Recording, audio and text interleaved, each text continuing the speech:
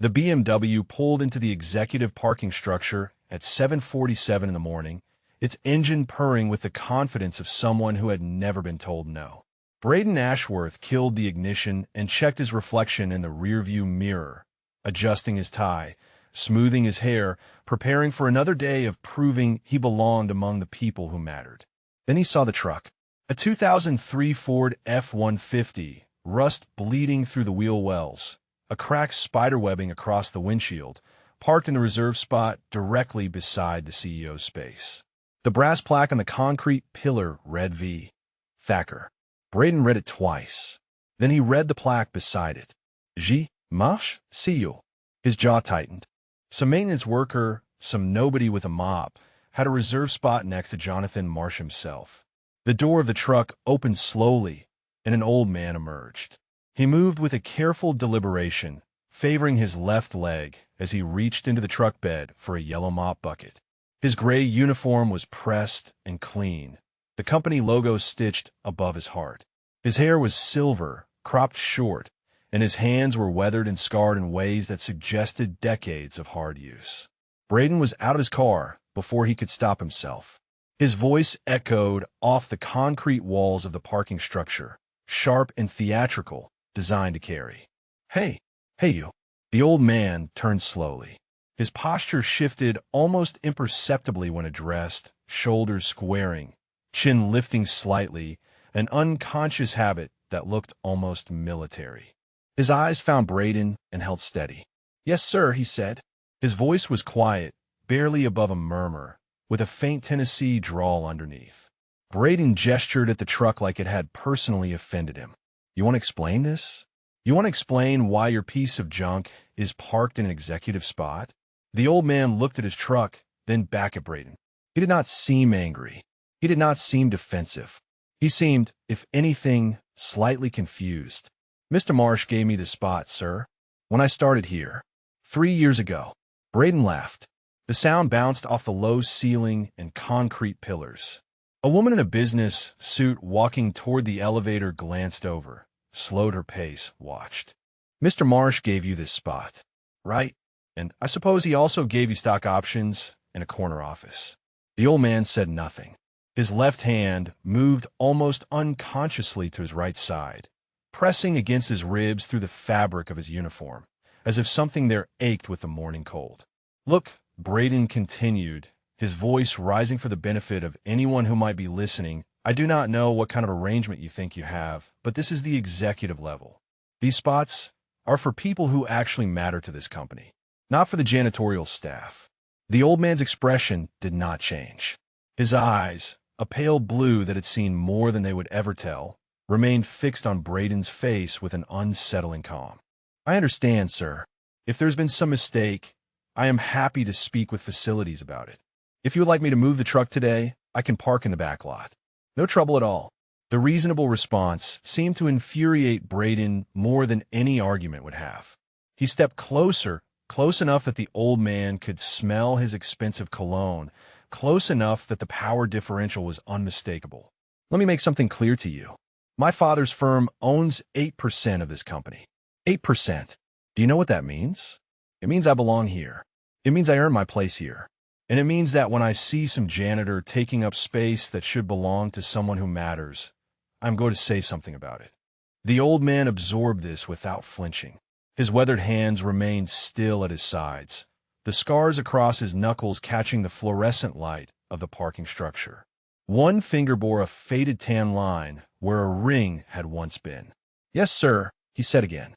"I understand, sir." The submission was total and genuine, offered without sarcasm or resentment, and somehow that made it worse. Braden had wanted a fight. He had wanted the satisfaction of crushing resistance. Instead, he got quiet dignity, and it made him feel small in ways he could not articulate and would not examine. "Just move the truck," Braden said. "Tomorrow. Park where you belong." Then he turned and walked toward the elevator, his Italian shoes clicking against the concrete, his shoulders set with the rigid posture of someone who had won a battle he would later realize he had catastrophically lost. The old man watched him go. He did not move to follow. He did not reach for his phone to complain. He simply stood beside his battered truck, his mop bucket at his feet, his hand still pressed against his right side, where shrapnel had been embedded for 16 years, and he waited until the elevator doors closed before he allowed himself to breathe.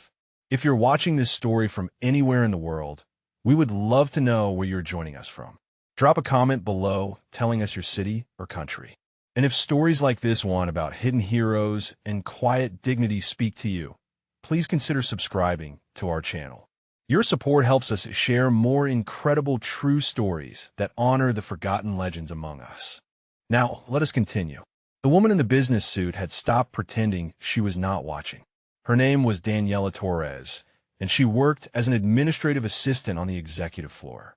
She had seen the old janitor every morning for 2 years. She knew his name was Vern. She knew he arrived at 5:30 every day without fail, and that he kept the building cleaner than any janitor before him. She knew that he called everyone sir or ma'am regardless of their position, and that he had never once complained about anything in all the time she had known him. But she had never understood the parking spot. It had always seemed like an error in the system, a bureaucratic mistake that no one had bothered to correct.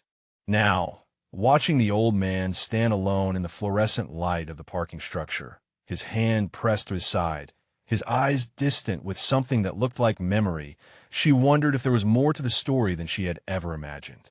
In the security office 3 floors above, Marcus Webb was reviewing the morning camera feeds when he saw the confrontation. He was the head of security, a former Army sergeant who had done 2 tours in Afghanistan before coming home to a world that did not quite fit anymore. He had noticed the old janitor on his first day at Meridian Technologies.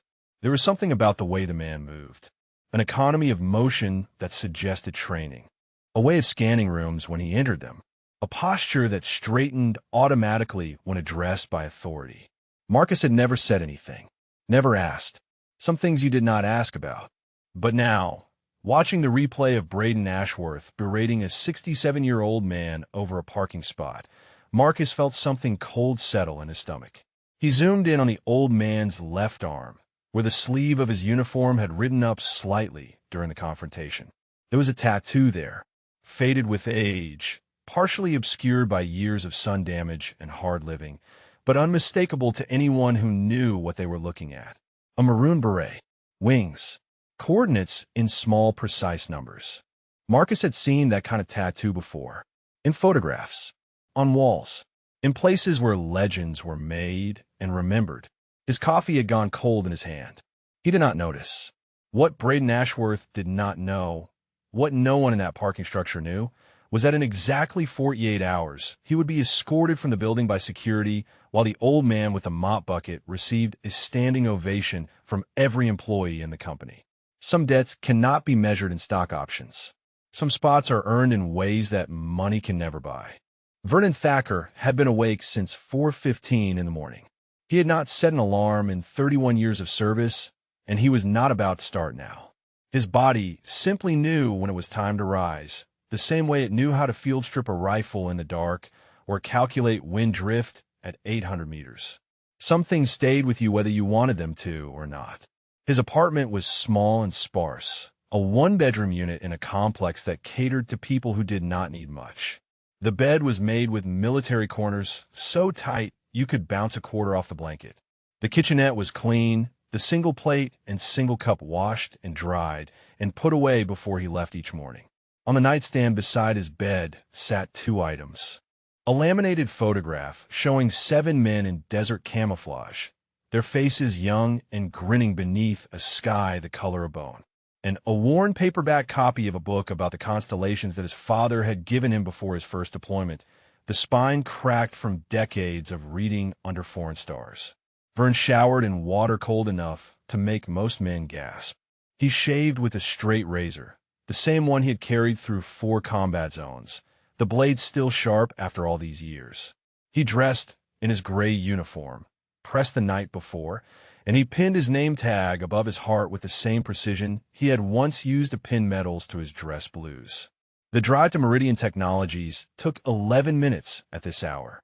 The streets were empty, the traffic lights blinking yellow in the pre-dawn darkness. Vern drove with both hands on the wheel, his eyes scanning the road ahead and the mirrors behind with an awareness that had kept him alive in places where awareness meant everything. When he pulled into the executive parking structure, the space beside the CEO's spot was empty and waiting. He parked the truck, killed the engine, and sat for a moment in the silence. His hand found a photograph tucked into the sun visor. He did not need to look at it anymore. He had memorized every face, every smile, every detail of that single frozen moment when they had all still been alive. 7 men, 2 survivors. The math never got easier. He touched the photograph once, a gesture that had become ritual, and then he stepped out into the cold morning air to begin another day of mopping floors and emptying trash cans and being invisible to everyone who passed him by. That was how he preferred it. Invisible was safe. Invisible meant no one asked questions he did not want to answer. The morning passed in the rhythm of routine. Vern started on the 12th floor, the executive level, working his way through the offices before anyone arrived. He knew the patterns of this building the way he had once known the patterns of enemy patrols. He knew which executives came in early and which ones strolled in late. He knew which bathrooms needed extra attention and which break rooms always ran out of coffee first. He knew the names of every single employee in the building, all 347 of them, because names mattered. Names meant you saw people as human beings and not just obstacles to navigate around. By 7:30, he had finished the executive floor and moved down to the 10th. The smell of industrial floor cleaner filled his nostrils, a chemical sharpness that always took him somewhere else. The field hospital epigram, the antiseptic burn of wounds being cleaned, the screaming that never quite stopped echoing in the back of his mind, no matter how many years passed. He paused, his mop frozen mid-stroke, and let the memory wash over him. You could not fight these things. You could only let them pass through you like weather and wait for the sky to clear. The memory that came was not the worst one. That was something at least. This one was from before, from the good days, when his team had been whole and unbroken. They had been playing cards in the barracks at Kandahar. 7 men crowded around a footlocker, the Afghan heat pressing down on them like a physical weight. Tommy Reeves had been cheating, the same way he always cheated, and everyone knew it, but no one called him on it, because Tommy's luck was legendary and nobody wanted to jinx it. Dice Marconi had been telling lies about a woman back home who definitely did not exist, and everyone knew that too, but they let him talk because his lies were better than most people's truths. And Vern had been happy. He remembered that with a clarity that hurt. He had been happy in a way he had not been before or since, surrounded by men who would die for him and for whom he would die without hesitation. The brothers he chose, the family he built, the people who understood him in ways that his blood relatives never could. 7 men in that photograph. Now there was only Vern and one other, a man named Castellan who lived in a VA facility in Texas and did not remember his own name most days. The memory faded. The sky cleared. Vern resumed mopping. At noon, he took his lunch to the loading dock behind the building, the same place he always ate. Concrete and metal and the distant hum of delivery trucks. No windows, no watching eyes. Just Vern and his sandwich and the laminated photograph he pulled from his pocket every single day. He studied their faces while he ate. Tommy Reeves, who had taken the bullet meant for Vern in Fallujah and laughed about it while the medics worked on him. Dice Marconi, who had bled out in Vern's arms on a mountainside in the Karengal Valley. Jackson Pierce and Miguel Santos, lost in the same IED blast outside Mosul. Chris Wakefield, who had made it home only to lose his battle with the demons 3 years later. And Danny Castellan, still breathing but gone in every way that mattered. Vern touched each face in turn. He whispered their names, the same way he did every day, because someone had to remember. Someone had to say their names out loud, so they would not disappear entirely from a world that had already forgotten them. The loading dock door opened and footsteps approached. Vern tucked the photograph away before looking up. It was Marcus Webb, the head of security, carrying 2 cups of coffee. He moved like a man who had seen combat, that particular economy of motion that never quite went away. "Mind if I join you?" Marcus asked. Vern gestured to the concrete beside him. "Free country. Last time I checked anyway." Marcus sat. He handed one of the coffees to Vern without asking if he wanted it. For a long moment, neither man spoke. They just sat in the kind of silence that only veterans understood, the comfortable quiet of people who did not need words to fill every empty space. Finally, Marcus spoke. "Army," he said. 10th Mountain Division. 2 tours. Helmand and Kandahar. Vern nodded slowly. He did not offer his own service in return. That was not how this worked. You did not trade war stories like baseball cards. You let people share what they wanted to share, and you kept your own counsel until you were ready. Marcus seemed to understand. He sipped his coffee and watched the delivery trucks come and go, and did not push for more than Vern was willing to give. But his eyes lingered for just a moment on Vern's left forearm, where the sleeve had ridden up to reveal the edge of a tattoo. Coordinates. A date. The outline of something that looked like wings. Marcus said nothing, but something shifted in his expression, something that looked like recognition, something that looked like the beginning of understanding. Braden Ashworth had not slept well. The confrontation in the parking structure had left him with a sour taste in his mouth that had nothing to do with victory and everything to do with the way the old man had looked at him. That calm, that quiet acceptance, that complete absence of fear or anger or any of the things Braden had expected to see. It bothered him in ways he could not name, and things that bothered Braden Ashworth did not go unanswered. He arrived at the office early the next morning, his BMW sliding into its usual spot in the visitors section, and he made a point of walking past the janitor's truck on his way to the elevator. The rust bucket was still there, still parked in the executive spot, still bearing that brass plaque with a name that meant nothing to anyone who mattered. The old man had not moved it. Braden felt his jaw tighten. He had given a direct instruction. He had made his position clear. And this nobody, this floor mopper, had simply ignored him. By 9 o'clock, Braden was seated at a conference table in the Executive Development Program's shared workspace, his laptop open, his fingers flying across the keyboard. The email to facilities management was professional in tone, but unmistakable in intent. He cited company policy regarding parking allocation. He questioned the authorization for a janitorial staff member to occupy an executive-level space. He requested an immediate review and correction of what he termed an obvious administrative error. He copied 3 vice presidents and the head of human resources. Then he sat back and waited for the machinery of corporate bureaucracy to grind the old man into dust. The response came faster than he expected, though not in the form he anticipated. A junior HR representative named Patricia Okonkwo appeared at his desk within the hour, her expression carefully neutral, her tablet clutched against her chest like a shield. "Mr. Ashworth," she said, her voice pitched low enough that the other interns would not hear. "I received your email about the parking situation. I wanted to let you know that we are looking into it." Braden smiled. The smile did not reach his eyes. "I appreciate your diligence, Patricia. It is important that company policies are applied consistently. Would you not agree?" Patricia's neutral expression flickered for just a moment. "Of course, Mr. Ashworth. Consistency is important. I will follow up with you once we have completed our review." She retreated before he could say anything else, and Braden watched her go with the satisfaction of a man who had set events in motion and now needed only to wait for them to unfold. What he did not see was Patricia's face once she turned the corner. The uncertainty there, the discomfort. She had worked at Meridian for 4 years, and in that time, she had learned to recognize the difference between legitimate complaints and power plays. This felt like the latter, but the name attached to it carried weight she could not ignore. Braden's father was an investor. Braden's father played golf with board members. Braden's father was not someone whose son you disappointed without consequences. She found Vernon Thacker on the 8th floor, methodically emptying wastebaskets with the same precision he brought to everything else.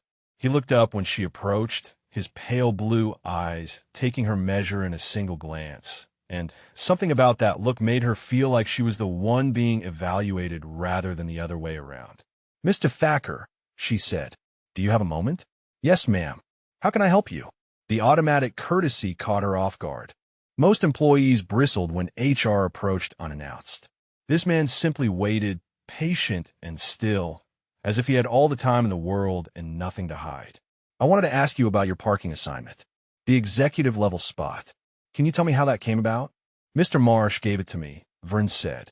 When I started working here 3 years ago, he said it would be easier on my leg. The bad one. Patricia made a note on her tablet. And do you have any documentation of that arrangement? Any email or written authorization? Vern considered the question. No, ma'am. It was a conversation. Just the two of us. He said the spot was mine for as long as I wanted it.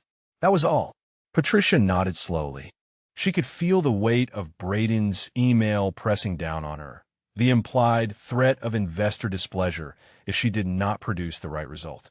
But she could also see the old man standing before her, his uniform pressed and clean, his hands scarred and steady, his eyes holding a depth that suggested he had seen more than most people could imagine. I will need to verify this with Mr. Marsh's office, she said. In the meantime, the parking assignment will remain under review. Vern nodded. I understand, ma'am. If you need me to move the truck while you sort things out, I'm happy to do that. No trouble at all. The offer was genuine. Patricia could hear it in his voice. This man was not fighting for a parking spot. He was not defending territory or asserting status. He was simply trying to make her job easier, even though she had come to question something that was rightfully his. Thank you, Mr. Thacker, she said. I will be in touch. She walked away feeling smaller than she had when she arrived, though she could not quite explain why. In the break room on the 7th floor, Braden was holding court. 3 other interns sat around him, their lunches forgotten, their attention fixed on the story he was telling. You should have seen his face, Braden said, his voice loud enough to carry to the neighboring tables. This old guy, this janitor, standing there with his mop bucket like he owned the place. Parked right next to the CEO. Can you imagine? One of the interns, a young woman named Kelsey, shifted uncomfortably in her seat. Maybe there's a reason, she offered. Maybe Mr. Marsh knows him from somewhere. Braden laughed. Knows him? Please. The guy is a janitor. He probably told some sob story about his leg, and Marsh felt sorry for him. That is how these people operate. They find an angle, and they exploit it. At a table near the window, a man in his 50s looked up from his sandwich. He wore the badge of senior engineer, and his expression had gone very still. These people, he repeated quietly. Braden did not hear him. He was too busy enjoying his audience, too busy basking in the attention of people who laughed at his jokes because they knew his family's name. He did not notice the engineer stand up and leave. He did not notice the way Kelsey's eyes followed the older man out the door, her expression troubled. And he certainly did not notice Vernon Thacker passing by the break room window at that exact moment, his mop bucket rolling silently beside him, his eyes fixed straight ahead as if he had not heard a single word. But Vern had heard. He heard everything. He had spent 31 years in environments where hearing everything was the difference between living and dying. He heard the mockery in Braden's voice. He heard the discomfort of the young woman trying to defend him. He heard the quiet anger of the engineer who had walked away. And he heard, beneath it all, the echo of 100 similar moments from 100 similar places. People who judged by appearance. People who measured worth in dollars and titles. People who looked at a man with a mop and saw nothing worth respecting. Vern had stopped letting those people bother him a long time ago. He had earned his peace in places they could not imagine, paid for it in blood and brothers and pieces of himself that would never grow back. Their opinions meant nothing. Their scorn meant nothing. He knew who he was. He knew what he had done. And that was enough. It had to be enough. The alternative was a darkness he could not afford to visit. The helicopter had been 20 minutes from base when the sky turned to fire. Vern remembered that with perfect clarity, the way you remember the moments that divide your life into before and after. He remembered the sound first. Not the explosion itself, but the silence that preceded it. That fraction of a second when the engine note changed and every man on board knew something was wrong. Then the RPG hit the tail rotor and the world became chaos. The bird spun. Metal screamed. Men who had been laughing 30 seconds earlier were thrown against bulkheads like rag dolls. Vern felt himself lifted and slammed, and then there was nothing but heat and light and the copper taste of blood in his mouth. He came back to consciousness in pieces. First the pain, a white-hot lance running from his right hip to his knee where his femur had snapped on impact. Then the smell, aviation fuel, and burning plastic, and something else underneath that he did not want to name. Then the screaming. Someone was screaming. Vern opened his eyes. The helicopter was on its side, crumpled against a rocky outcropping in a valley that had no name on any official map. Flames licked at the fuselage. Bodies lay scattered in positions that living men could not achieve. And somewhere in the wreckage, someone was still alive. He crawled. There was no other word for it. His leg was useless, the bone grinding against itself with every movement, but he crawled toward the sound because that was what you did. You went toward the screaming. You did not leave your people behind. He found the kid pinned under a section of the airframe. Young face, maybe 22, 23 at most. Army medic on his first deployment, hitching a ride back to base after a supply run. His name, Tape Redmarsh. His chest was moving and shallow, hitching gasps that meant collapsed lung. His eyes were wide with terror and pain and the certainty that he was going to die in this valley that did not exist. "Hey," Vern said. His voice came out as a croak. "Hey, look at me." The kid's eyes found him, held on like a drowning man gripping a rope. "You're going to be okay," Vern said. "I have got you. You hear me? I have got you." He did not know if it was true. He did not know if either of them would survive the next 5 minutes. But you said it anyway. You said it because sometimes words were the only things standing between a man and the darkness, and you did not let the darkness win. It took him 11 minutes to free the kid from the wreckage. 11 minutes of pulling at twisted metal with hands that were already blistered from the fire, already slick with blood that might have been his own or might have been someone else's. 11 minutes of talking, constant talking, telling the kid about Tennessee and fishing and the way the mountains looked in October when the leaves turned. Anything to keep those eyes focused. Anything to keep that chest moving. When he finally pulled the kid clear, Vern allowed himself 30 seconds to assess the situation. The helicopter was a loss. The pilot was dead. The co-pilot was dead. The 2 crew chiefs were dead. Of the 7 men who had boarded that bird at FOB Chapman, only 2 were still breathing. And they were deep in hostile territory with no radio, no weapons, and no way to call for help. Vern looked down at his leg. The femur was broken clean through. He could see the bulge where the bone was pressing against the skin from the inside, threatening to punch through at any moment. A wound like that should have left him immobile, should have left him screaming, should have left him waiting for death like a rational man would do. But Vern had never been particularly rational when it came to his people. He lifted the kid onto his back. The pain was beyond description, beyond language, beyond anything he had ever experienced in 30 years of service. But he lifted the kid anyway because there was no one else to do it, and he started walking. 3 miles. That was the distance to the nearest friendly position. 3 miles of rocky terrain and hidden enemies and a leg that screamed with every step. 3 miles with 170 pounds of unconscious medic on his back and nothing but starlight to guide him. He walked. When his leg buckled, he crawled. When crawling became impossible, he dragged himself forward with his arms, the kid still clutched against his back, still breathing those shallow, hitching breaths. He walked through the darkness and the cold and the certainty that he was going to die out here, and he kept walking because stopping meant the kid died too, and he was not going to let that happen. He was not going to let another name get added to the list of people he had failed to save. The sun was coming up when he reached the perimeter of FOB Gardes. He did not remember the last mile, did not remember the soldiers who found him collapsed against a concrete barrier, his body finally giving out, the kid still alive on his back. Did not remember the medics who pried his fingers loose from the straps of the kid's vest, fingers that had locked into claws and would not release. He remembered only one thing from those final moments. A voice, young, shaking, belonging to a 19-year-old private who would later become the head of security at a tech company in North Carolina. The voice said, "Oh my God." The voice said, "How is he still alive?" The voice said, "Someone get the commander. You need to see this." And then there was nothing but darkness and the distant sound of his brothers calling him home. Vern woke up 6 weeks later in a hospital bed at Landstuhl, Germany. His leg had been rebuilt with titanium rods and surgical screws. His hands were wrapped in bandages that hid third-degree burns. His chest was held together with wire where they had cracked his sternum to repair the damage from shrapnel he did not remember taking. And beside his bed, holding his hand, was a man he had never seen before. The man was crying. The man said, "My name is Jonathan Marsh." The man said, "You saved my son." The man said, "I owe you everything."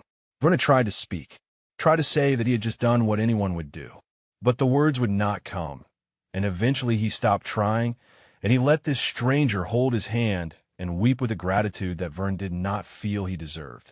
He never felt he deserved it. That was the weight he carried. That was the truth he could not escape. 6 men had died in that valley. 6 brothers who would never go home. And Vern had lived. Vern had saved 1 kid and lost 6 friends, and no amount of gratitude would ever balance that equation.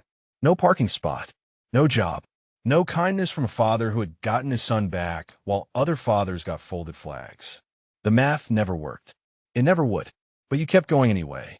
You kept mopping floors and emptying trash cans and saying yes, sir, and no, ma'am, because the alternative was giving up, and giving up meant the 6 men who died had died for nothing. So Vern carried the weight. He carried it every single day, and he would keep carrying it until his body finally gave out and he could apologize to his brothers in person for being the one who survived. The notice appeared on Vern's windshield at 6:47 in the morning, tucked beneath the wiper blade like a parking ticket.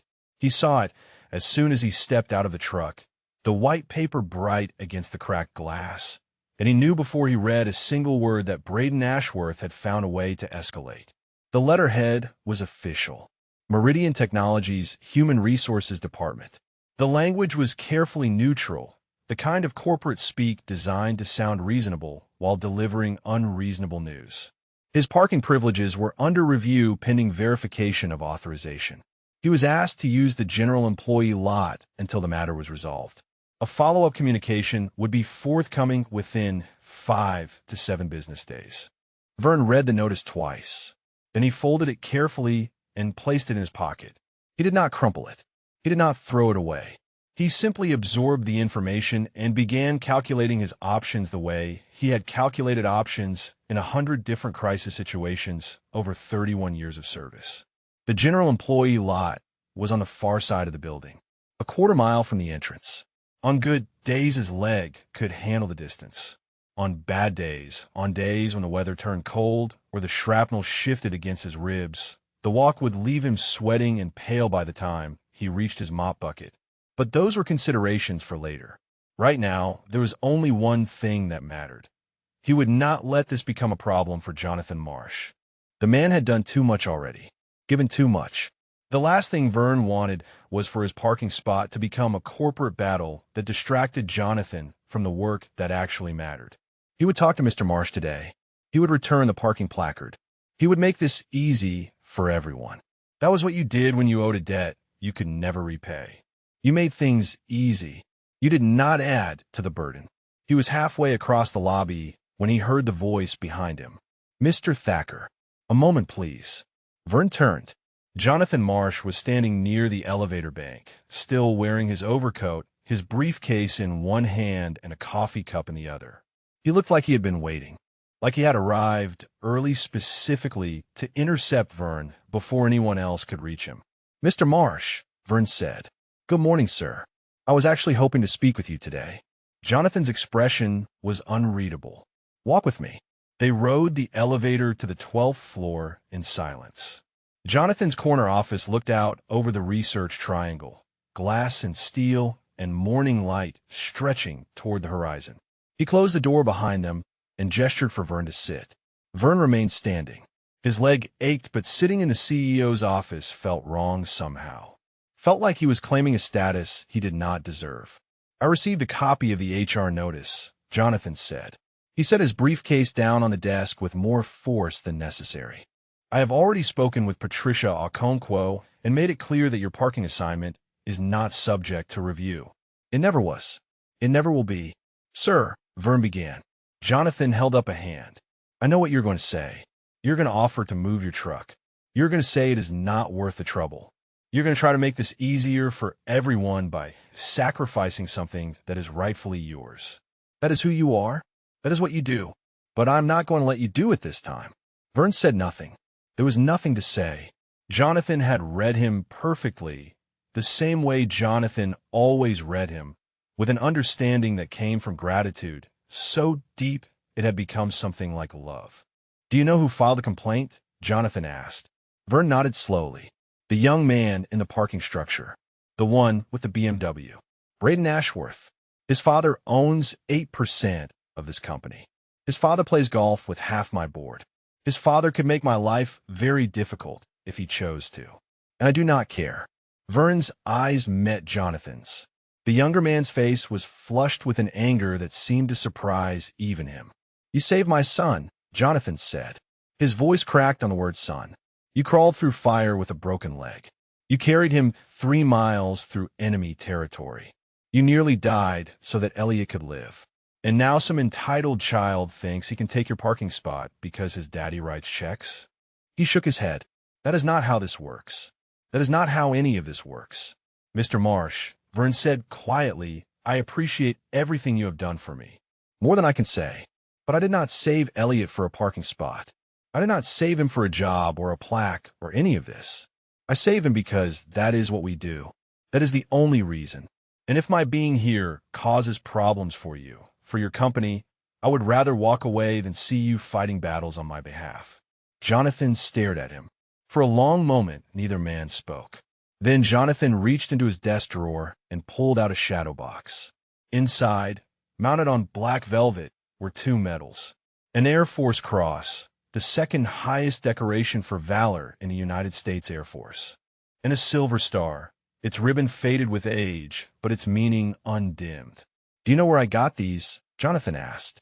Vern's throat tightened. He knew. "Elliot found them," Jonathan continued. "In your apartment. When you were in the hospital 3 years ago, when we thought we were going to lose you to pneumonia. He went to your place to get some things for you. Clothes, books, and he found these in a shoebox in your closet. A shoebox, like they were old photographs, like they were nothing." Jonathan's voice had gone rough.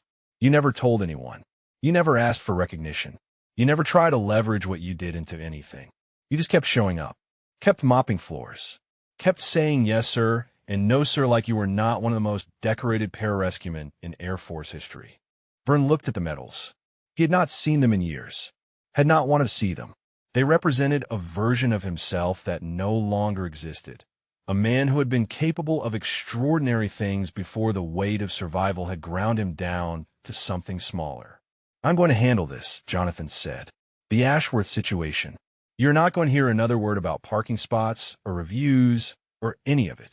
And you're going to keep showing up in the morning and parking in your spot and doing the job you do better than anyone else in this building. Are we clear?" Vern was quiet for a long moment.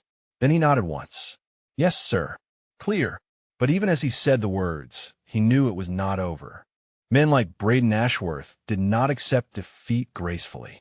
Men like Braden Ashworth escalated until someone got hurt. And Vern had spent too many years reading battlefields to miss the signs of a coming storm. Braden Ashworth received the call from Human Resources at 2:17 in the afternoon. Patricia Okonkwo's voice was carefully professional, almost apologetic, as she explained that the parking review had been concluded.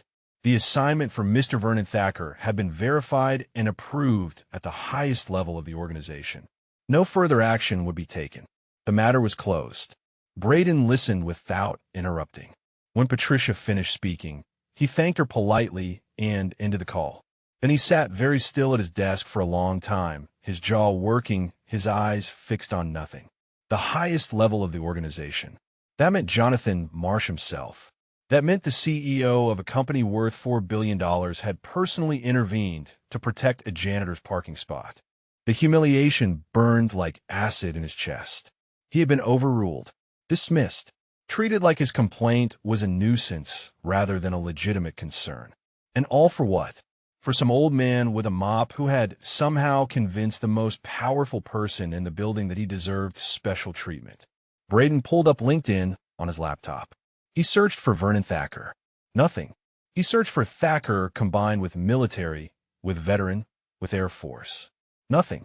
He searched news archives and public records and every database he could access with his intern credentials. The old man was a ghost. No digital footprint. No social media presence. No evidence that he had ever existed before walking through the doors of Meridian Technologies 3 years ago. That absence should have given Braden pause. Should have suggested that there was more to the story than a janitor who had gotten lucky. But Braden was not thinking clearly anymore. He was thinking about the way his father's voice had sounded on the phone when he complained about the situation. The dismissiveness. The barely concealed disappointment. Just let it go, his father had said. Pick your battles. Do not make waves over something this small. Something this small. His father did not understand. This was not about a parking spot. This was about respect. About the natural order of things. About people knowing their place and staying in it. If Braden could not win this battle, what did that say about his ability to win any battle?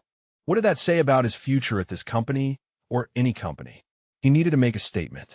He needed to show everyone, including his father, that Braden Ashworth was not someone you could dismiss. The opportunity came sooner than he expected. The next morning, Braden arrived at the parking structure at 5:45, earlier than he had ever arrived for anything in his life.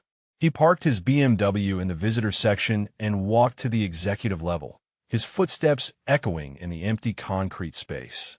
The janitor's truck was already there. Of course it was. The old man probably lived in that rust bucket. Braden stood in front of the parking spot and waited. He checked his phone, scrolled through emails he did not read, rehearsed what he was going to say. The words felt powerful in his mind, righteous, the kind of words that would put a man in his place and remind everyone watching who held the real power in this building. At 5:52, the stairwell door opened and Vernon Thacker emerged. He was carrying his mop bucket in one hand and a thermos of coffee in the other.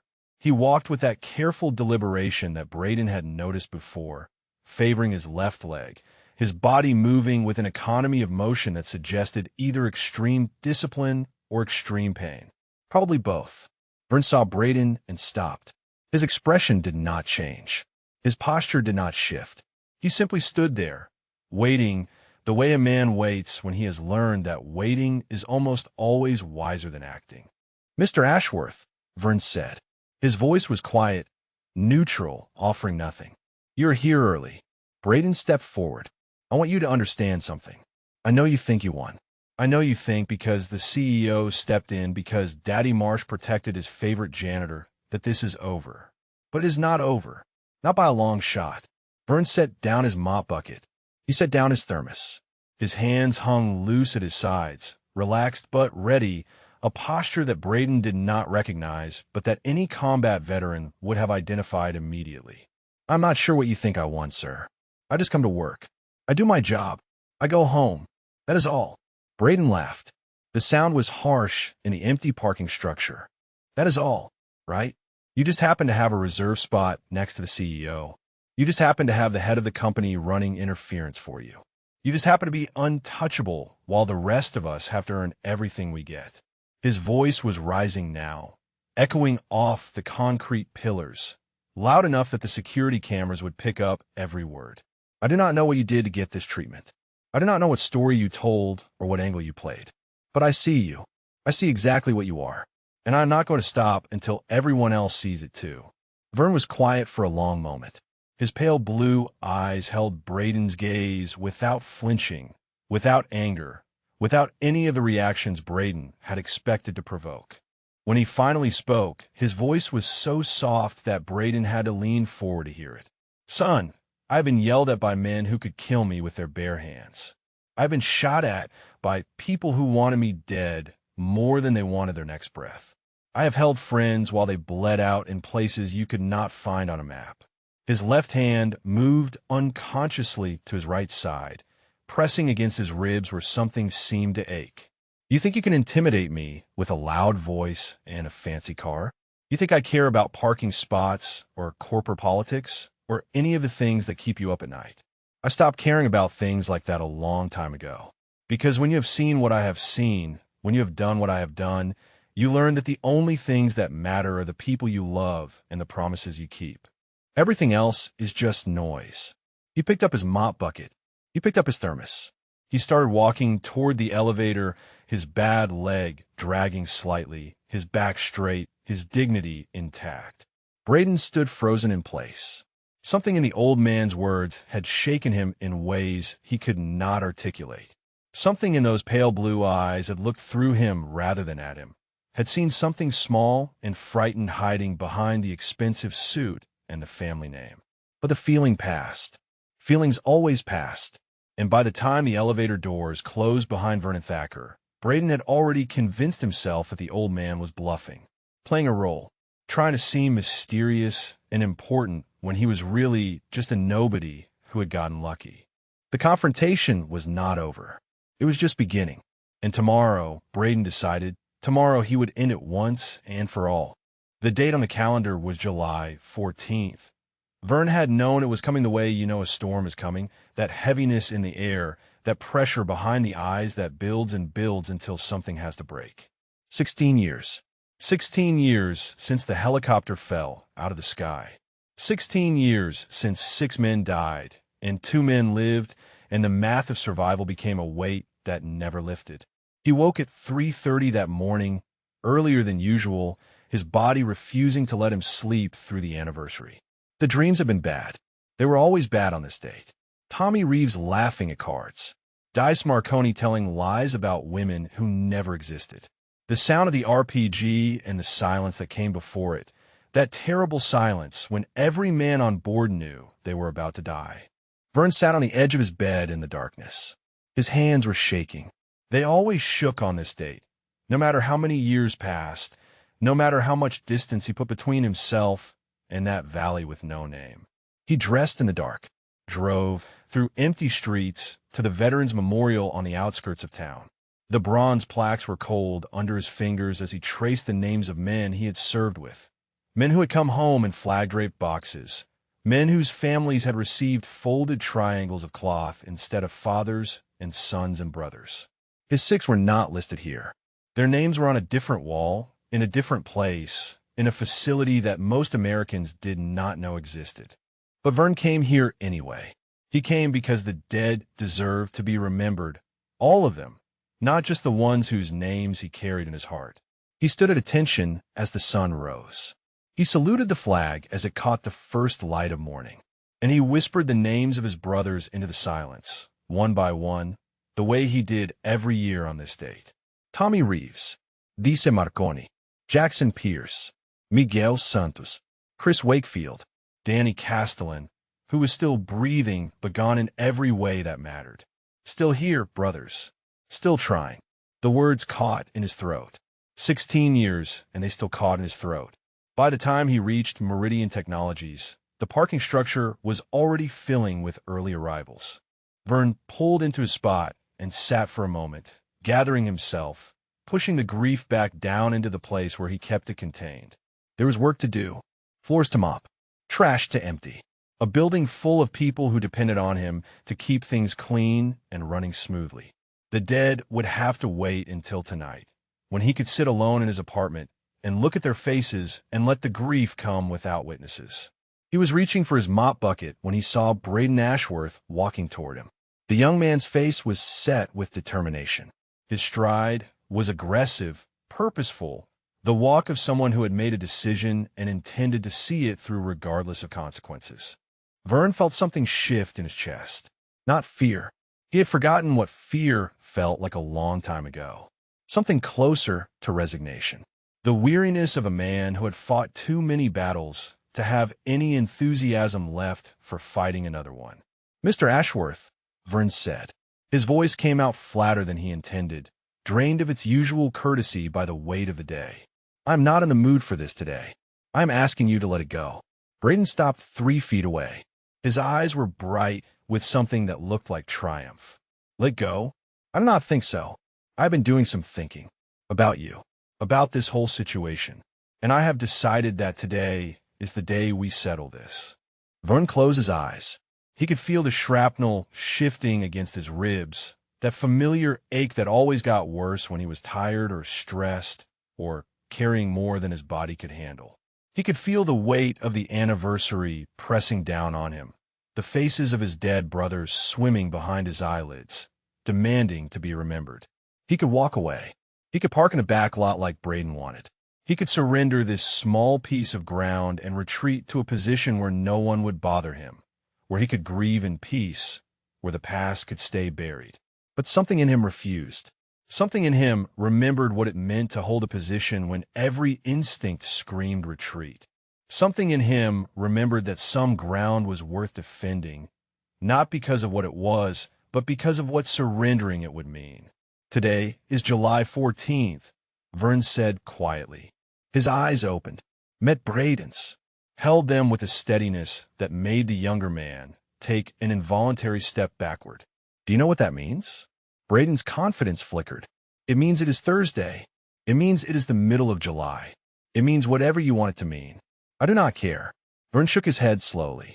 16 years ago today, I lost 6 brothers in a valley that does not exist on any map. I carried a dying man 3 miles on a broken leg through territory controlled by people who wanted us dead. I left pieces of myself in that place that I will never get back. And every year on this date, I wake up at 3:30 in the morning and I go to a memorial and I say their names out loud because someone has to remember. Someone has to speak for the dead. His voice had not risen, had not grown angry or aggressive, but something in it had changed. Something hard and cold and absolute. The voice of a man who had stopped pretending to be less than he was. So no, Mr. Ashworth, I'm not going to let it go. Not today. Not any day. I'm going to park in this spot because it was given to me by a man whose son I carried out of hell on my back. I'm going to mop these floors because honest work is the only thing that keeps me sane. And I'm going to stand here and take whatever you want to throw at me because I have survived worse than you could possibly imagine. Braden's face had gone pale. His mouth opened and closed, but no words came out. For a long moment, the two men stood facing each other in the gray light of the parking structure, the hum of fluorescent bulbs the only sound. Then Braden's expression hardened. His confidence returned, or at least a reasonable facsimile of it. "Nice speech," he said.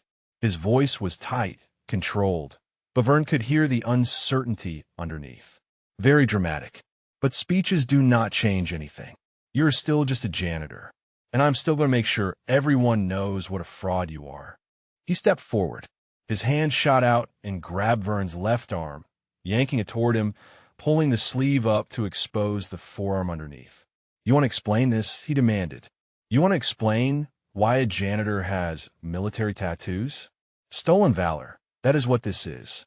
You are a fake, a phony, and I'm going to prove it." But Braden's voice trailed off, because he was looking at the tattoo now, really looking at it, and what he saw made no sense to him. Coordinates in precise military notation. A date, July 14th, 2009. The outline of a maroon beret with wings. And underneath, in small cramped letters that had faded with age, but never disappeared, 6 sets of initials arranged in a circle around a single word. Shepherd. Braden did not understand what he was looking at, but somewhere behind him, a coffee cup hit the concrete floor and shattered, and Marcus Webb's voice, shaking with something that might have been shock or might have been awe, cut through the silence of the parking structure like a blade. "Oh my God, it is you." Marcus Webb had been walking through the parking structure with his morning coffee when he saw Braden grab the old man's arm. His first instinct was professional. Break it up. De-escalate. File a report. Standard security protocol for workplace confrontations. Then he saw the tattoo. The coffee cup slipped from his fingers before he realized he was dropping it.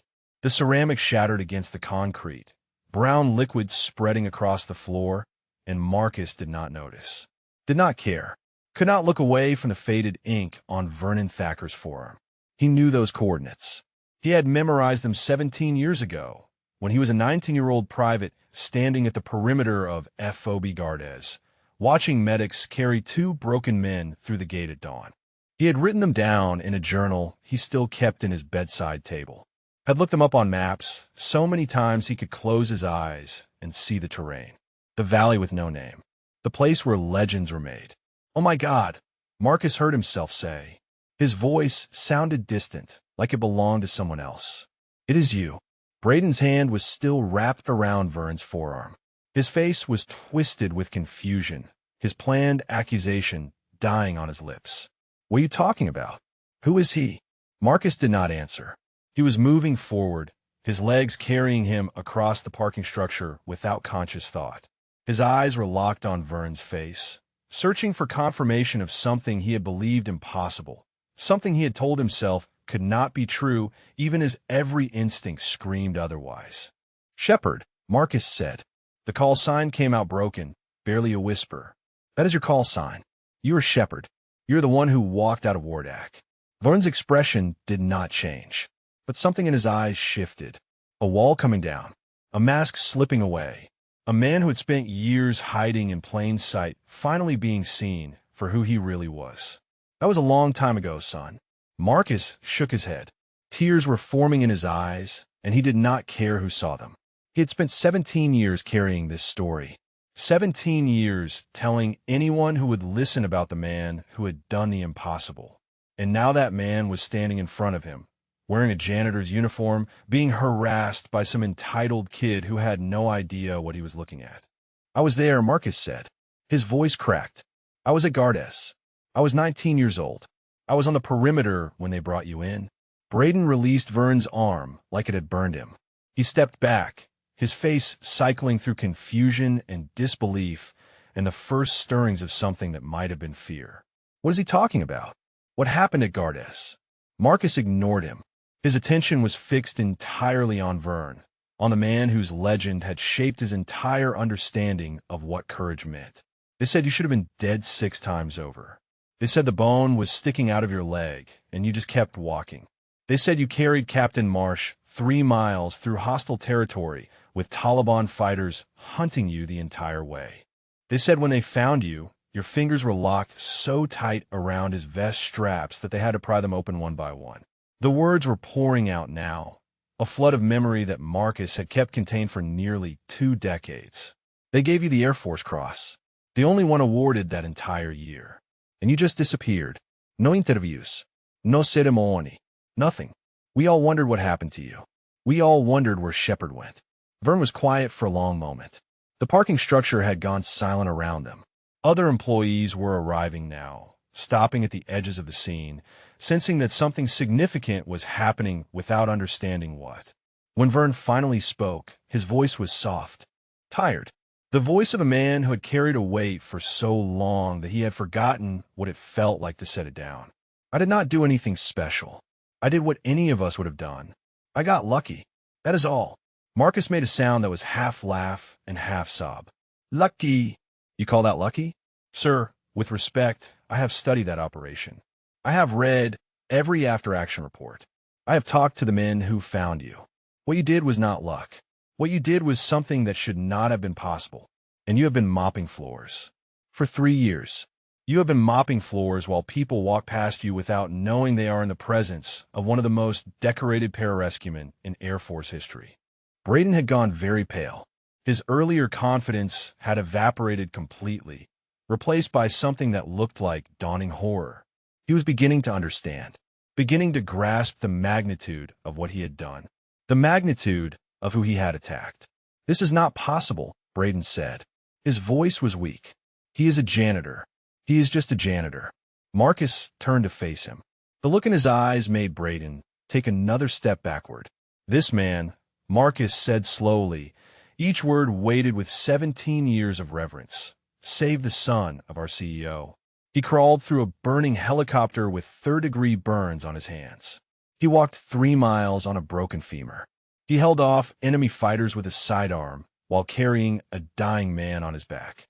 He received the Air Force Cross, the Silver Star, the Bronze Star with Valor. He has more combat decorations than most generals. And you have spent the last week trying to take away his parking spot." The last words hung in the air like an indictment. Around them, the gathered employees had grown. 15 people now. 20. Word was spreading through the building with the speed of wildfire. Phones were coming out of pockets. Daniela Torres was already recording, her hands steady, her eyes wide. Braden opened his mouth to speak, to defend himself, to explain. But no words came, because there were no words. There was no explanation. There was only the slowly dawning realization that he had picked a fight with the wrong man. And the consequences were going to be biblical.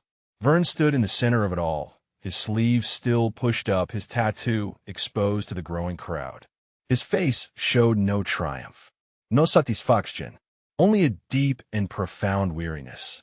The weariness of a man who had spent years building a quiet life, a simple life, a life where the past could stay buried and the ghosts could rest. And now that life was ending, whether he wanted it to or not. Above them, on the 12th floor, Jonathan Marsh's assistant was running toward his office with news that would change everything. The crowd in the parking structure had grown to nearly 40 people. They stood in a loose semicircle around the three men at the center, their phones held up, their voices hushed, their eyes fixed on the scene unfolding before them. No one spoke. No one moved. The air itself seemed to be holding its breath. Marcus Webb had not stopped crying. The tears ran down his face unchecked, the face of a man confronting something he had dreamed about for 17 years. He stood at attention now, his body responding to instincts drilled into him during 2 tours in Afghanistan, his hand trembling at his side like it wanted to rise and salute. Vern remained still. His sleeve was still pushed up, the tattoo still visible, the coordinates and date and call sign exposed to witnesses who were only beginning to understand what they meant. His expression had not changed. That same quiet dignity, that same unshakable calm. The mask of a man who had learned to endure things that would break most people. Braden Ashworth stood apart from the others. His face had gone from pale to gray, the color of a man watching his future collapse in real time. His mouth kept opening and closing, searching for words that would not come, explanations that did not exist, defenses that had crumbled to dust. The elevator doors opened with a soft chime. Jonathan Marsh stepped out. He was still wearing his overcoat. His briefcase was still in his hand. His assistant had caught him in the lobby with breathless news, and he had come immediately, abandoning the board meeting he had been preparing for, abandoning everything that had seemed important 5 minutes ago. The crowd parted for him. They always parted for Jonathan Marsh. But today there was something different in the way they moved aside. Something reverent. Something that acknowledged they were witnessing a moment that would be talked about for years. Jonathan walked directly to Vern. He stopped 3 feet away. For a long moment, the two men simply looked at each other. The CEO and the janitor. The father of the survivor and the man who had made survival possible. The debt that could never be repaid, standing face to face with the man who refused to acknowledge it was owed. Vern, Jonathan said. His voice was rough. I'm sorry. You should not have to go through this. Vern shook his head slowly. Nothing to be sorry for, sir.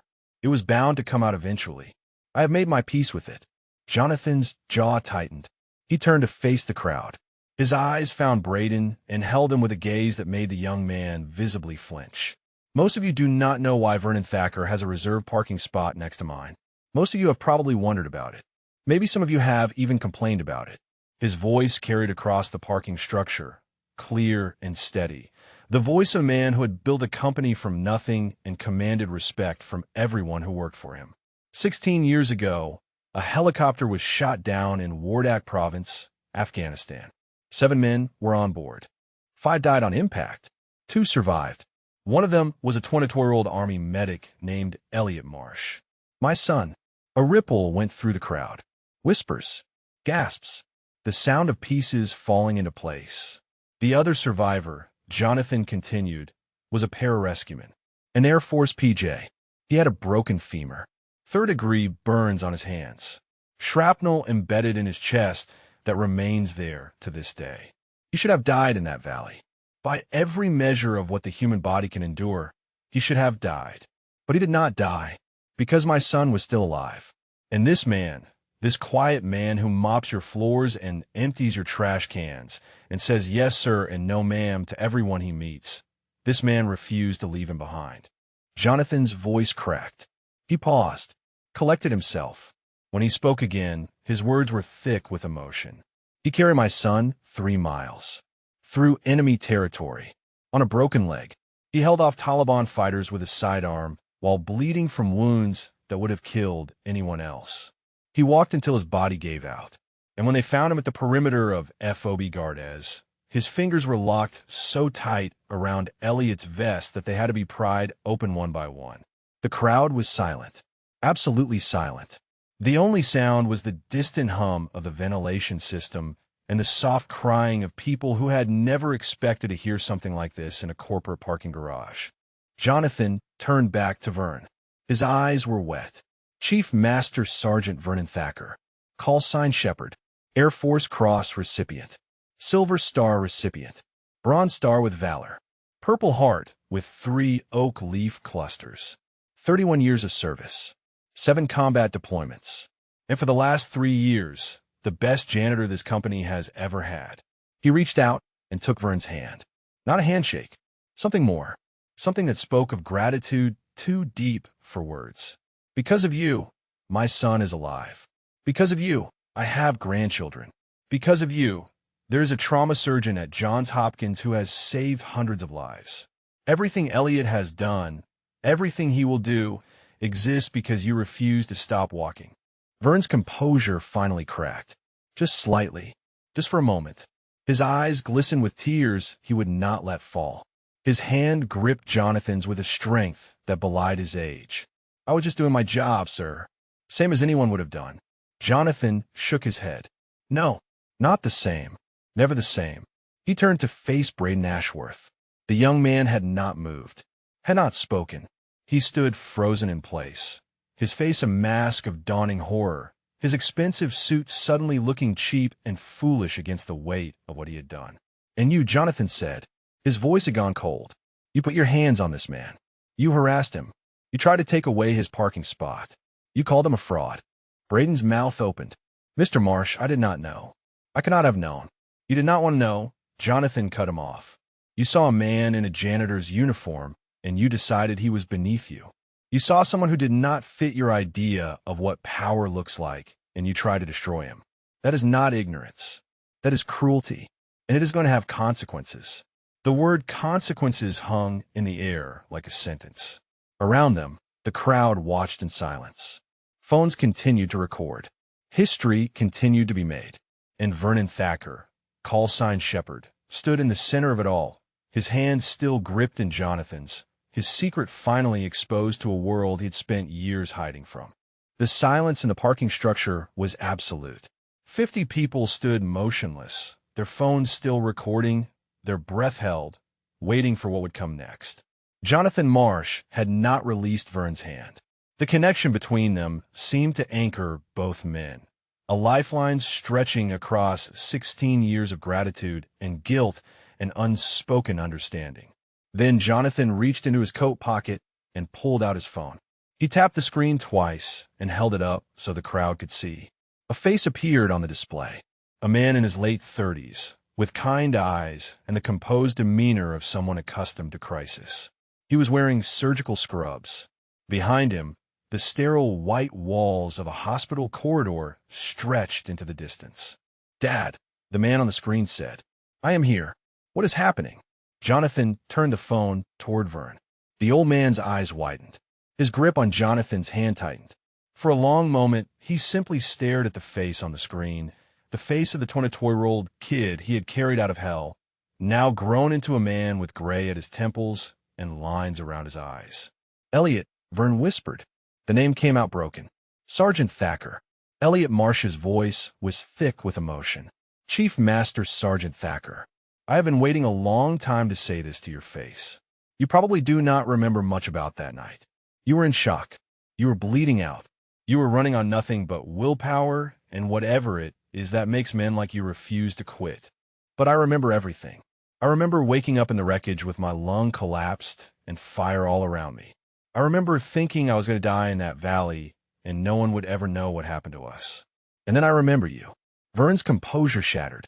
Tears spilled down his weathered cheeks. The first tears most of the witnesses had ever seen from this quiet man who had mopped their floors for 3 years without complaint. I remember your voice, Elliot continued. Calm, steady, telling me I was going to be okay, telling me you had me. And I remember being lifted onto your back and feeling your body shaking with every step because your leg was broken and you were carrying me anyway. The crowd was crying now. Silent tears streaming down faces that had come to work expecting an ordinary Thursday and found something else entirely. Daniela Torres had lowered her phone. She was no longer recording. She was simply witnessing. "I'm a trauma surgeon now," Elliot said. "I work at Johns Hopkins. I have saved hundreds of lives. I have a wife. I have 2 daughters. Every surgery I perform, every life I save, every moment I spend with my family exists because you refuse to stop walking." His voice broke. He paused, collected himself, "And I have spent 16 years trying to find a way to thank you, trying to find words that could possibly be adequate. But there are no words. There is nothing I can say or do that comes close to repaying what you gave me. All I can do is tell you that your sacrifice was not wasted, that the life you saved has been worth living, that I have tried every single day to be worthy of what you did." Vern was shaking, his whole body trembling with 16 years of grief and guilt and suppressed emotion finally breaking free. He opened his mouth to speak, but no words came. So Jonathan spoke for him. "Elliot, your mother and I have tried for years to do more for Vernon. He will not accept anything. He refused the money. He refused the house. He refused every gift we tried to give him. All he would accept was a job and a parking spot close to the door so his leg would not hurt so much." Elliot nodded. His eyes never left Vern's face. "That sounds like him. That sounds exactly like the kind of man who would carry a stranger 3 miles on a broken leg and then refuse to admit he did anything special." Around the parking structure, the crowd had begun to move. People were stepping forward, one by one, forming a loose line. The senior engineer from the break room, Patricia Okonkwo from HR, the server from the executive cafeteria who had always wondered about the quiet janitor with the precise movements. They were waiting to shake his hand, waiting to say thank you, waiting to acknowledge what they had witnessed. But first, Marcus Webb stepped forward. He had composed himself now, though his eyes were still red. He stood at attention before Vern and raised his right hand in a crisp military salute. "Chief Master Sergeant Thacker, on behalf of every soldier who has ever been pulled out of the fire by a PJ, thank you for your service." Vern straightened, despite the tears on his face, despite the trembling in his hands. His body responded to the salute with muscle memory forged over 3 decades. He returned the salute with precision. The gesture was brief, professional, and utterly devastating, because in that moment, everyone in the parking structure saw him. Not the janitor, not the old man with a mop bucket. They saw the warrior. They saw the legend. They saw Chief Master Sergeant Vernon Thacker, call sign Shepherd, who had walked through fire and death and impossible odds because that was simply who he was. One by one, other veterans in the crowd began to salute. A former Marine who worked in accounting, a Navy corpsman from the IT department, a retired Army colonel who served on the board of directors and had come down to see what the commotion was about. They stood at attention. They raised their hands. They honored one of their own. And Vern stood in the center of it all, tears streaming down his face, returning every salute with the same precision he had learned 40 years ago at basic training. His secret was gone. His quiet life was over. But in its place was something he had not felt in 16 years. The knowledge that his brothers had not died in vain. The knowledge that the life he had saved had been worth saving. The knowledge that Shepherd had finally come home. The salutes held for a full 30 seconds. 30 seconds of stillness and reverence, of hands raised in honor of a man who had never asked for honor and would not have accepted it if offered. Then, slowly, the veterans lowered their arms. The crowd exhaled, and every eye turned to Braden Ashworth. He had not moved during the revelation, had not spoken, had stood frozen at the edge of the crowd like a man watching his own execution, unable to look away, unable to intervene, unable to do anything but witness the systematic destruction of everything he thought he understood about power and worth and the natural order of things. Jonathan Marsh turned to face him. The CEO's expression had shifted from emotional to something colder, something harder, something that made Braden's expensive suit feel like prison clothes. "Mr. Ashworth," Jonathan said. His voice carried across the parking structure, clear and deliberate, pitched for the crowd as much as for the man he was addressing. Over the past week, you have engaged in a sustained campaign of harassment against a decorated combat veteran. You have filed false complaints with Human Resources. You have made public accusations of stolen valor. You have put your hands on an elderly man in an attempt to intimidate him. And you have done all of this because you believed your father's money entitled you to treat other human beings as beneath your notice. Braden's mouth opened. Mr. Marsh, if I had known who he was. If you had known, Jonathan cut him off. That is exactly the problem. You should not need to know someone's history to treat them with basic human decency. Vernon Thacker deserved your respect when you thought he was just a janitor. The fact that he is a war hero does not change that. It only exposes how hollow your values really are. The crowd murmured agreement. Phones continued to record. Somewhere in the back, someone whispered that the video was already being shared on the company's internal network. It would be on social media within the hour. Your internship is terminated effective immediately, Jonathan continued. Security will escort you to collect your belongings. Your access credentials have already been revoked, and I will be calling your father personally to explain exactly why his son is no longer welcome in this building. Braden's face crumpled. The arrogance that had defined him for the past week finally gave way to something raw and desperate. My father will pull his investment. You cannot afford to lose 8% of your funding over a parking spot. Jonathan smiled. It was not a kind smile. Your father and I have known each other for 15 years. We served on 2 boards together before he ever invested in this company. When I tell him what you did, when I show him the video that is currently circulating through this building, he is not going to pull his investment. He is going to apologize to me. And then he's going to have a very long conversation with you about what it means to represent his name. Braden had nothing left. His shoulders slumped. His head dropped. The transformation was complete, from swaggering bully to broken child in the space of 15 minutes. Marcus Webb stepped forward. His face was professionally neutral, but there was something like satisfaction in his eyes. Mr. Ashworth, if you will come with me. He placed a hand on Braden's shoulder, not roughly, but with an authority that brooked no argument. The young man allowed himself to be guided toward the elevator without resistance. The crowd parted to let them pass. No one spoke.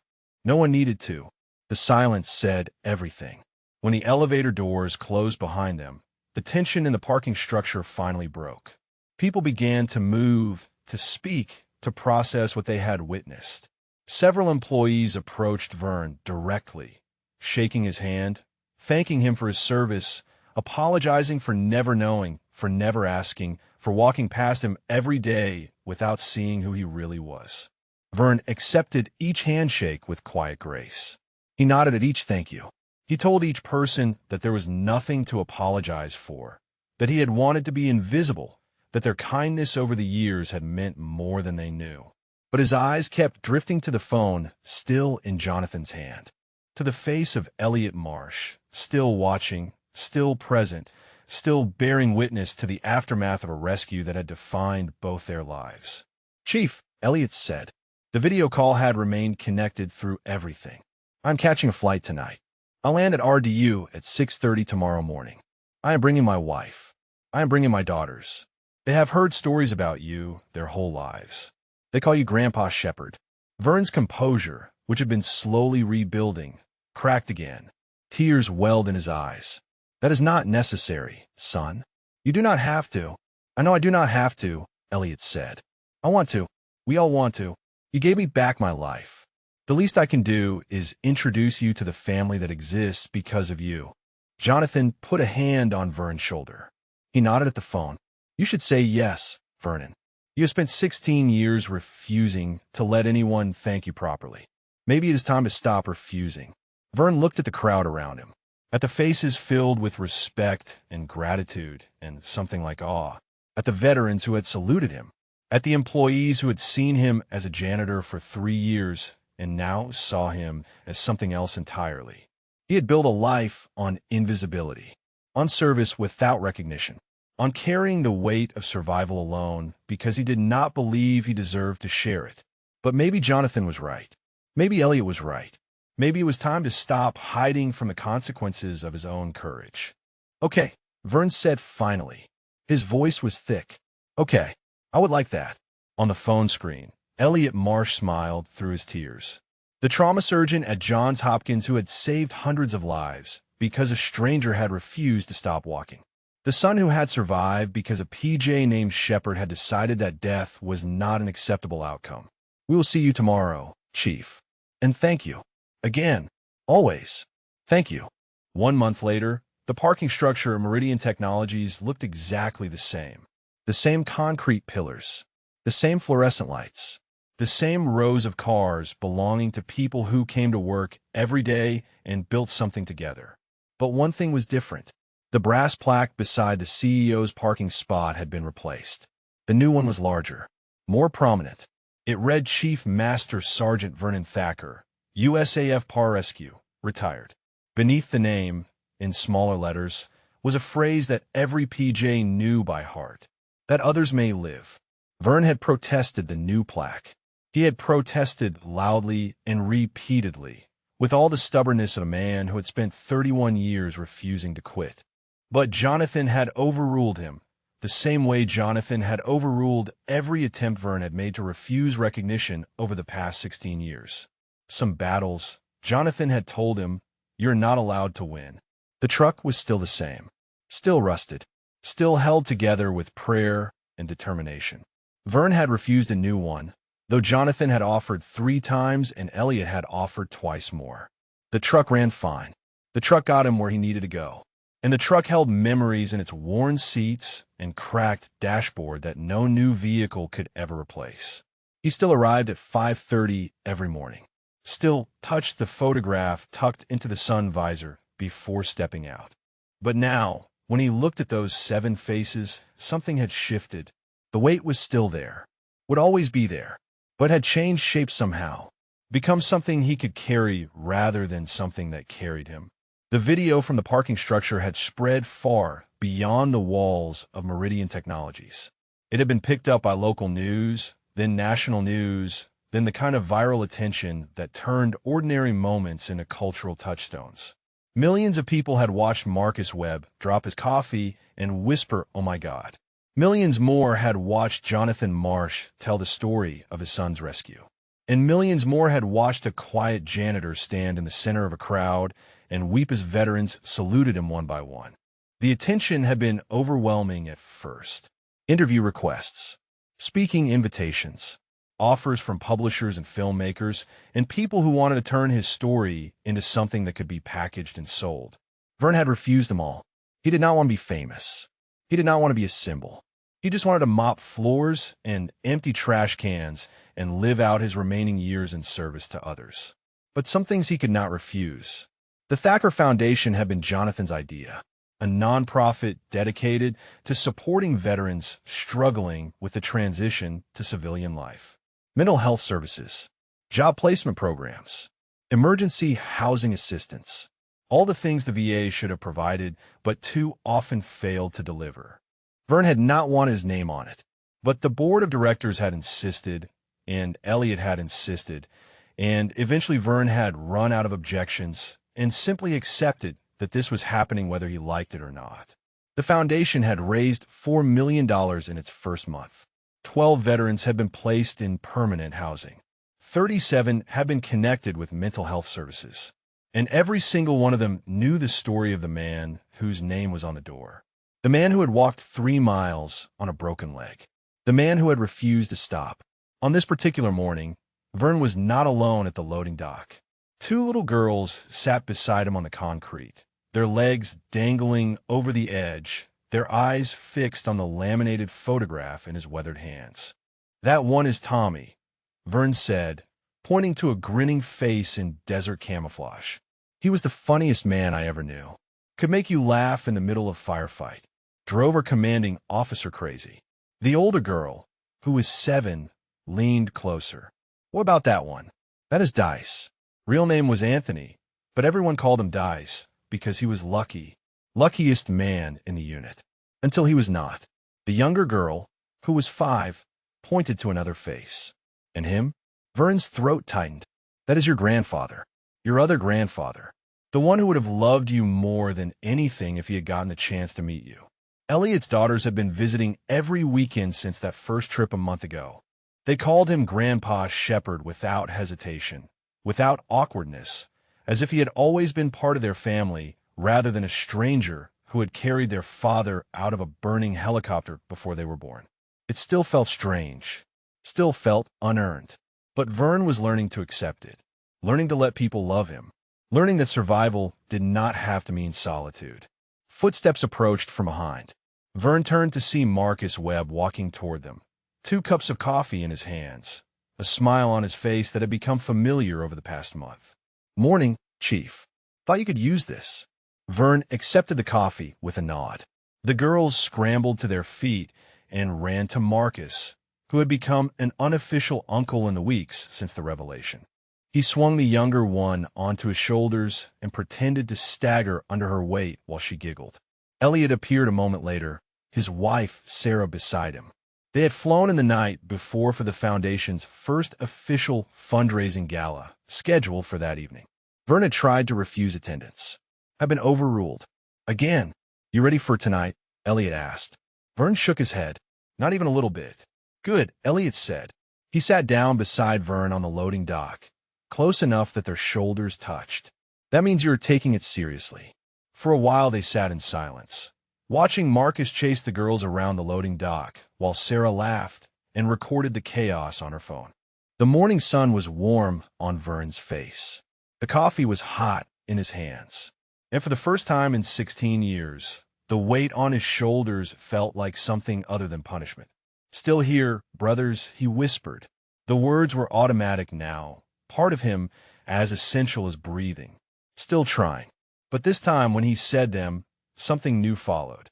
Something he had never been able to say before. "And I think I'm finally okay." If this story moved you, if it reminded you that heroes are not always the ones in uniform, that courage can wear a janitor's gray, that the people we overlook might be the ones most worthy of our respect, please subscribe to our channel. And right now on your screen, you will see another incredible story waiting for you.